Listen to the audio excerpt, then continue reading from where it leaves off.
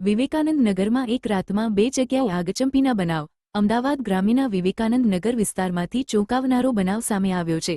સીમા colony અને હરિવાટિકા નજીક રાત્રિના સમયે આગની બે ઘટના બની છે. મળતી માહિતી મુજબ એક રિક્ષા અને ફ્રૂટની દુકાનને નિશાન બનાવી આગ લગાવવામાં આવી હોવાનું સામે આવ્યું છે.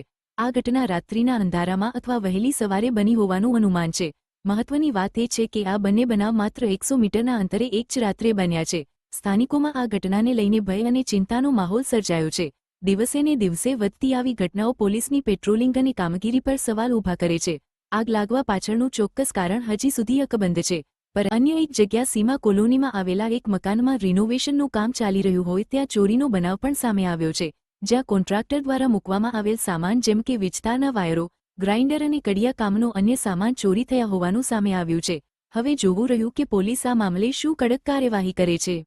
काम करता है। मेरा नाम मैं काम करता हूँ 8 साल से कॉन्ट्रैक्टर के पास में। और हमारा सामान आज ही तो चोरी हुआ, 1.5 महीना हो गया काम करते हुए, लेकिन अब तक किल्ली में नहीं गई। अभी कल की तारीख में रात में ही गया है, समझो कि सामान गया है हमारे। तो मैं यहाँ पे काम करता हूँ, तो इसमें एक तो गया गलंडर मशीन, दूसरा एक कटर मशीन गया, फिर वायर कमंडल से 10-15 वायर कमंडल थे, वायर कमंडल भी यानी कि सब ले गए। और कड़िया काम करने का जो टाइल्स वगैरह ये सामान करने का काम था, सीढ़ी अथवा जो वजन वाली लोखंड वाली वस्तु थी, ये सब उठा के ले गए।